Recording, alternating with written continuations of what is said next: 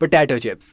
लाल, नीले, हरे और अलग अलग रंगों की पैकिंग में मिलने वाले ये मजेदार स्नैक्स हम सभी के फेवरेट हैं। पर क्या आप जानते हैं कि पोटैटो चिप्स को मार्केट में आए 150 साल से भी ज्यादा का वक्त हो चुका है। मतलब पोटैटो चिप्स का आविष्कार प्लास्टिक बैग्स के भी आविष्कार से पहले हो चुका था। एक तरह से देखा जाए तो पोटैटो चिप्स महात्मा गांधी से भी ज्यादा पुराने हैं।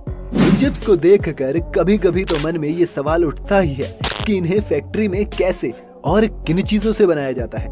टेंशन मत लीजिए, क्योंकि आज हम आपके लिए सारी रिपोर्ट तैयार कर लाए हैं, तो वीडियो को अंत तक देखे बिना मत जाइएगा।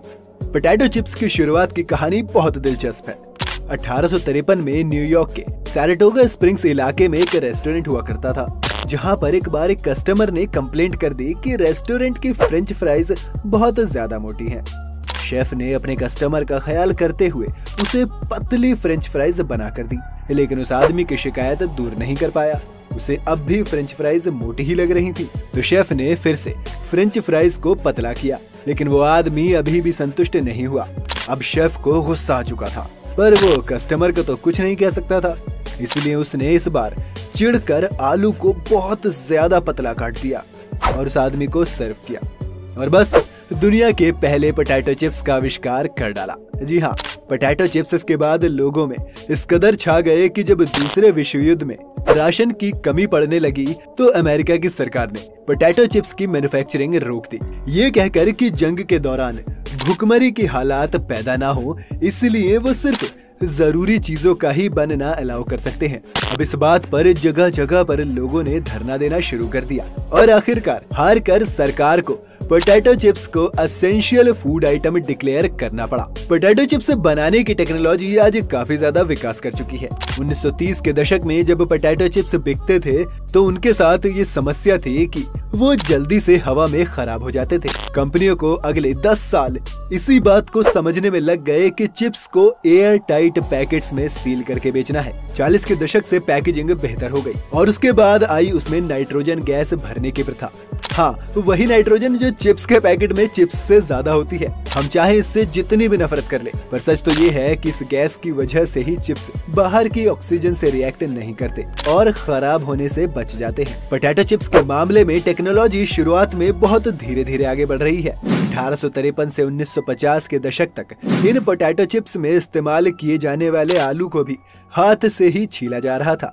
आज एक मशीन दिन भर में 700 से 800 टन आलू हर शिफ्ट में छील देती है। जी हाँ, अब चलते हैं इसे बनाने के प्रोसेस पर। लेस जैसी पोटैटो चिप्स कंपनी इस काम के लिए खास वो आलू इस्तेमाल करती हैं जिनमें स्टार्च हो, जिससे चिप्स में क्रंच रहे। ये आलू खेतों से बड़े बड़े ट्रक्स में फैक्ट्रीज में लाए जाते हैं।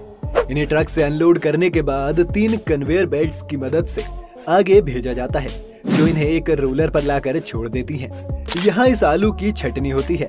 जिस भी आलू का डायामीटर 1.5 इंच से कम होता है उसे बाहर कर दिया जाता है और बढ़िया बढ़िया आलू आगे चले जाते हैं, जहाँ इन्हें पानी से अच्छी तरह साफ किया जाता है।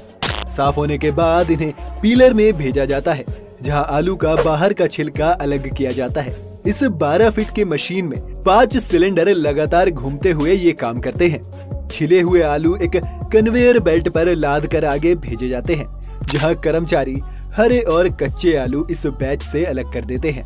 ये सुनिश्चित करने के बाद कि सभी आलू ठीक हैं, इन्हें आगे एक स्लाइसर में भेज दिया जाता है। अब ये स्लाइसर 260 आरपीएम की स्पीड से चलता है, जो आलू की बेहद ही पतली स्लाइसेस को काटने के लिए जरूरी है। चिप्स का टेस्ट इन स्लाइसेस पर बहुत ज्यादा डिपेंड करता है। अगर स्लाइसेस सही ना कटें तो बिल्कुल ही अलग टेस्ट आने लगेगा। इस वजह से कंपनीज अपना ये फॉर्मूला गुप्त ही रखती हैं। ये स्लाइसर 1 मिनट में 10,000 स्लाइसेस निकालता है, जिन्हें नीचे पानी में छोड़ दिया जाता है। इन स्लाइसेस को धोने से इनके ऊपर का एक्स्ट्रा स्टार्च निकल जाता है। अगर ऐसा ना किया जाए तो चिप्स सख्त हो जाएंगे और उन्हें खाने में मजा नहीं आएगा। एक बार फिर से इन स्लाइसेस को नहलाने के बाद रोटेटिंग ड्रम्स की मदद से इन्हें उठाकर सुखाया जाता है। पूरी तरह सूख जाने के बाद अब ये चिप्स तैयार हैं फ्राई होने के लिए। चिप्स को फ्राई करने के लिए वेजिटेबल ऑयल या फिर कॉटन सीड ऑयल का इस्तेमाल किया जाता है। चिप्स को फ्रायर में भेजते वक्त तेल का तापमान 350 डिग्री तक होता है और ये 3 मिनट तक इन्हें ऐसे ही फ्रायर में छोड़ देते हैं। इसके बाद ये ऑटोमेटिकली बाहर आ जाते हैं।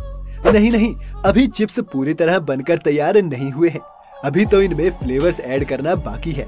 बाहर आए हुए चिप्स को एक बकेट एलिवेटर ऊपर ले जाता है। यहाँ पर बड़े बड़े रोटेटिंग बैरल्स के अंदर चिप्स को भेजा जाता है। चिप्स बैरल के अंदर घूमते रहते हैं और ऊपर से उन पर पहले से तैयार किया जा चुका फ्लेवर डाल दिया जाता है। बैरल्स के लगातार घूमते रहने की वजह से सब जगह बराबर मात्रा में फ्लेवर डल जाता है। इन बैरल्स के साथ ये सावधानी भी बरतनी पड़ती है कि बैरल्स की स्पीड कम ही रहे। अगर इन बैरल्स को तेजी से घुमा दिया जाए तो चिप्स टूट भी सकते हैं। और टूटे हुए चिप्स किसको पसंद होते हैं? अब इसके बाद आते हैं दो मेन प्रोसेस। पहला है पैकेजिंग और दूसरा है टेस्टिंग। पैकेजिंग बहुत ही सिंपल है।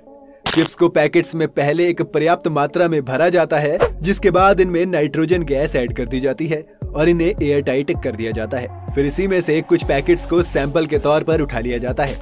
अब आपको लग रहा होगा कि चिप्स को टेस्ट करना कौन सी बड़ी बात है, लेकिन आपको बता दें कि लेज कंपनी अपनी टेस्टिंग को काफी सीरियसली लेती है। इसलिए चिप्स को दो अलग अलग तरह से टेस्ट किया जाता है। पहले एक टेस्टिंग प्रोफेशनल चिप्स को उनके स्वाद के आधार पर जज करता है और उसके बाद ये देखा जाता है कि क्या चिप्स को बाइट करने पर एक क्रंची साउंड आ रही है क्या। इस टेस्ट में ये भी ध्यान रखा जाता है कि ये चिप्स बिल्कुल भी सख्त ना हो और उन्हें तोड़ने में कम से कम एफर्ट लगाना पड़े। प्रोफेसर विलियम ई ली एक केमिकल बायोमेडिकल इंजीनियर हैं, जिन्होंने अपनी जिंदगी चिप्स और उनकी क्रंच की टेक्नोलॉजी को समझने में लगा दी। अब अगर किसी चिप्स कंपनी को अपने चिप्स को अपने कॉम्पिटिटर के चिप्स से बेहतर करने की सलाह लेनी होती है तो वो ली की ही मदद लेते हैं। दोस्तों, चिप्स आपको लगभग दुनिया के हर देश में मिल जाएंगे, लेकिन इन्हें हर देश में चिप्स कहकर नहीं बुलाया जाता। जी हाँ, जैसे कि ब्रिटेन में चिप्स का मतलब फ्रेंच फ्राइज होता है, आलू वाले चिप्स नहीं। आलू वाले चिप्स को वो लोग क्रिस्प कहते हैं। अगर आप ऑस्ट्रेलिया या न्यूजीलैंड की तरफ जाएंगे तो वहाँ पर फ्रेंच फ्राइज को हॉट चिप्स और आलू वाले चिप्स को कोल्ड चिप्स कहा जाता है। आपके फेवरेट चिप्स कौन से हैं और ऐसे कौन कौन से अजीब और गरीब फ्लेवर्स हैं जो आप चाहते हैं कि चिप्स में आ जाए, हमें कमेंट सेक्शन में लिखकर जरूर बताइएगा। आज के लिए इतना ही। अगर वीडियो आपको पसंद आई हो तो इसे लाइक जरूर करिएगा और चैनल को सब्सक्राइब जल्दी से कर ले। अब हमें दीजिए इजाजत, आपसे मुलाकात होगी अगली वीडियो में। आपका बहुत बहुत शुक्रिया।